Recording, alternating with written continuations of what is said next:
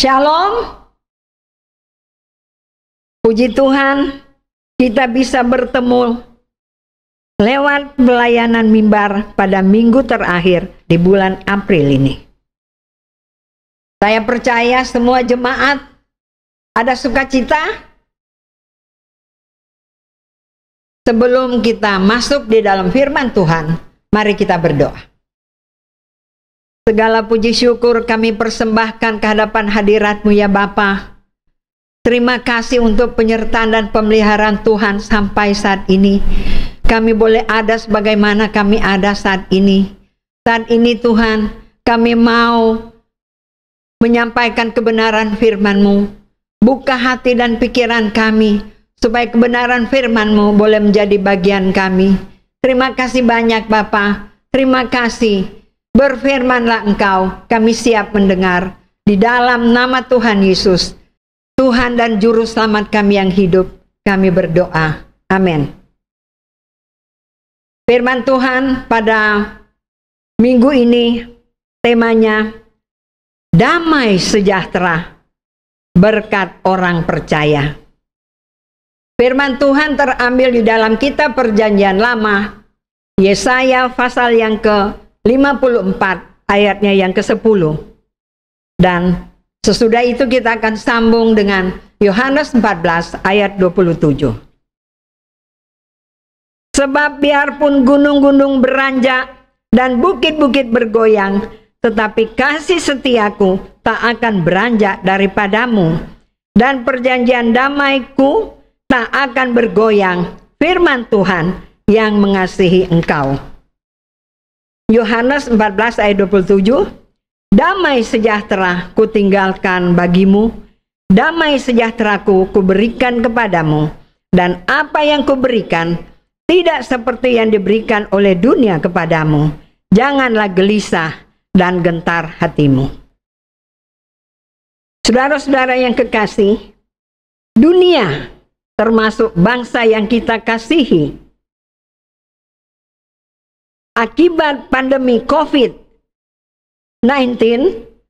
saat ini sedang berada dalam situasi terjepit dan diterpa berbagai permasalahan hidup, sehingga kebanyakan orang mengalami hari-harinya tanpa semangat, penuh kemurungan, penuh dengan ketakutan, kecemasan, khawatir, gelisah, stres, sampai besar alias frustasi, sehingga damai sejahtera pun terbang melayang entah kemana.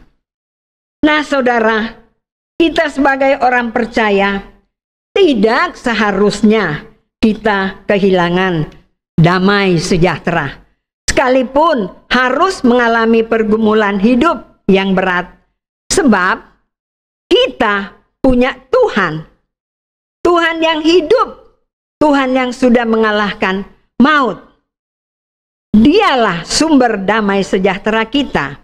Saudara-saudara, damai sejahtera yang sejati kita tidak dapatkan dari dunia ataupun dari hal-hal materi, melainkan hanya diperoleh bagi mereka yang telah dipulihkan hubungannya dengan Bapa di sorga di dalam Tuhan Yesus Kristus. Di dalam Yohanes 16 ayat yang ke-33a, di sana dikatakan, semuanya itu kukatakan kepadamu, supaya kamu beroleh damai sejahtera di dalam aku. Jadi, damai sejahtera itu kita peroleh dari Tuhan, bukan dari dunia ini. Tidak ada satu mall yang besar pun yang menjual damai sejahtera. Itu hanya kita peroleh dari Tuhan. Saudara-saudara, saya mau beritahukan kepada saudara, damai sejahtera adalah salah satu berkat rohani dari sorga yang Tuhan Yesus sediakan bagi orang percaya, sebagaimana yang Tuhan janjikan di dalam Yohanes 14 ayat yang ke-27. Di sana dikatakan, damai sejahtera kutinggalkan bagimu, dan damai sejahteraku kuberikan kepadamu. Dan apa yang kuberikan tidak seperti yang diberikan oleh dunia kepadamu. Janganlah gelisah dan gentar hatimu. Oleh sebab itu, bila seseorang ingin memiliki damai sejahtera, ia tidak perlu mencarinya dengan berkelana sampai ke ujung bumi. Cukup datang kepada Kristus dan buka hati. Terima Dia di dalam hatimu. Maka damai sejahtera dari sorga akan saudara terima. Akan saudara miliki. Tuhan akan menghadapkan wajahnya kepadamu dan memberi engkau damai sejahtera. Bilangan 6 ayat 26. Begitu juga di dalam Mazmur 29 ayat 11 bagian B. Tuhan kiranya memberkati umatnya dengan damai sejahtera. Saudara-saudara, jadi bukanlah hal yang mustahil kalau orang percaya mengalami damai sejahtera, sekalipun berada di tengah badai dunia yang sedang bergelora karena pandemi COVID-19. Misalnya, harus stay at home. Apalagi sekarang, kita sudah 1 bulan lebih tinggal di rumah, malah masih diperpanjang. PHK, perlu saudara ketahui, 2 juta tenaga kerja saat ini sedang menganggur karena perusahaan kolaps. Ekonomi lesu, bisa-bisa kesulitan ekonomi global. Penghasilan tidak ada, tapi pengeluarannya terus membengkak. Ada seorang teman, dia kirim SMS, bunyinya seperti ini. Bulan lalu ODP, artinya ora duwe penghasilan. Sekarang naik ke PDP, positif dari pengangguran. Lama-lama beneran corona. Kondisi rontok dana, ditambah lagi status PSBB. Pemasukan sedikit, beban banyak. Tapi apa kata Rasul Paulus di dalam Filipi 4 ayat yang ke-7? Rasul Paulus berkata, damai sejahtera yang melampaui segala akal akan memelihara hati dan pikiranmu di dalam Kristus Yesus. Oleh sebab itu, percayalah, walaupun dunia sedang bergelora dengan pandemi COVID-19, tapi Tuhan yang kita percaya, Tuhan yang kita sembah, Dia tidak akan pernah meninggalkan anak-anaknya terlunta-lunta. Tuhan banyak cara untuk menolong setiap anak-anaknya. Dia mengerti betul apa yang harus dia lakukan. Beda seperti iblis. Iblis tak dapat mengambil satupun berkat Tuhan dari hidup kita, atau merampas damai sejahtera di dalam hati kita selama kita tinggal dekat dengan Tuhan dan menaati firman-firman-Nya. Sebaliknya, iblis akan dengan mudah mencuri damai sejahtera itu ketika kita mulai berjalan menyimpang dari jalan Tuhan dan menjauhkan diri dari pertemuan-pertemuan ibadah atau hadirat Tuhan. Ibrani 10 ayat 25. Sebab hanya orang yang teguh hatinya dan melekat kepada Tuhan dan firman-Nya yang beroleh damai sejahtera. Yesaya 26 ayat yang ketiga. Saudara-saudara, sebelum saya mengakhiri firman Tuhan ini,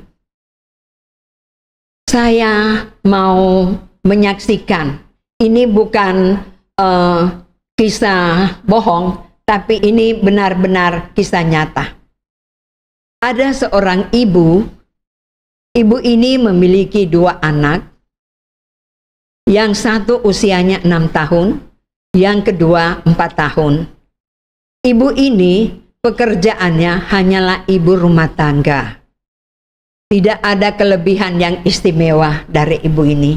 Suaminya telah dipanggil pulang oleh Bapa di sorga. Saya tidak tahu apakah karena corona atau karena sakit yang lain. Tapi ibu ini harus membesarkan dan harus memberikan makan untuk kedua anaknya. Dan satu-satunya peninggalan dari suaminya, motor. Akhirnya ibu ini bertekad, mau ndak mau saya harus ngojek. Ngojek juga bukan dari pagi sampai malam, tapi hanya kalau ada orderan, mengingat 2 buah hatinya tinggal di rumah. Jadi kalau ada orderan, baru ibu ini berangkat. Nah, saudara-saudara, satu kali ibu ini uangnya tinggal 10.000, sedangkan kedua anaknya harus diberi makan. Ibu ini bergumul, dia menangis di hadapan Tuhan. Dia berseru kepada Tuhan, Tuhan, anak-anakku harus saya beri makan. Tapi kalau uang 10.000 ini saya beli makanan, saya tidak bisa ngojek lagi. Akhirnya dalam kebingungan, dia berdoa dan berdoa kepada Tuhan, menangis di hadapan Tuhan. Nah, saudara, pada waktu ibu ini sedang berdoa, tiba-tiba HP-nya berdering. Ting, seperti itu. Dan ibu ini membaca, oh, ada orderan, pesan makanan.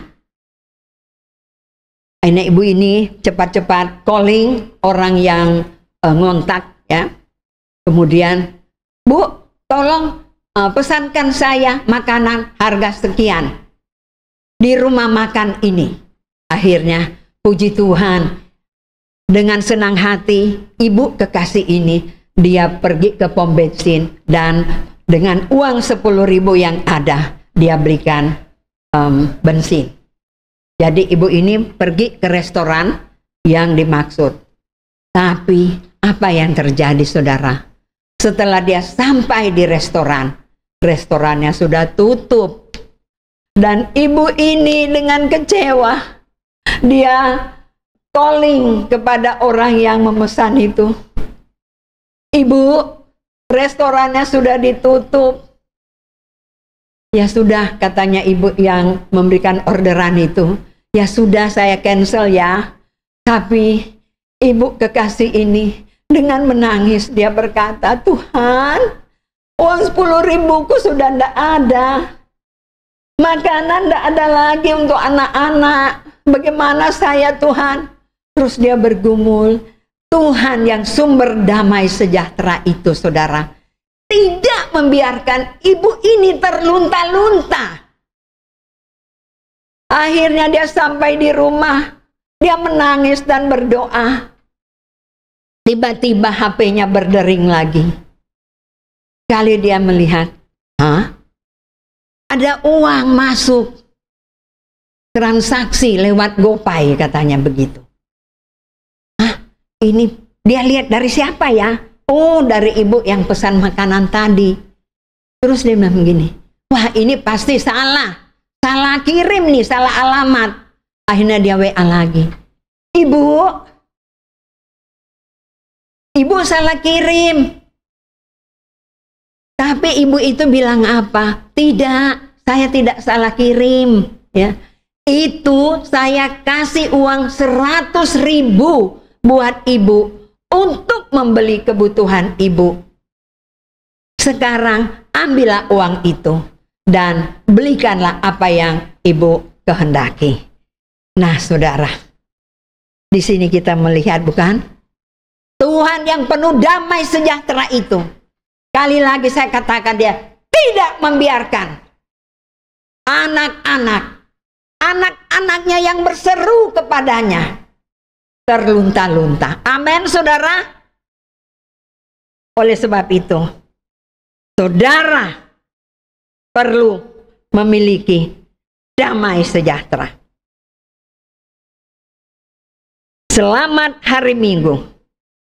Selamat beraktivitas. Tetaplah hidup di dalam ketaatan dan kesetiaan kepada Tuhan dan firman-Nya. Tuhan Yesus memberkati. Amin.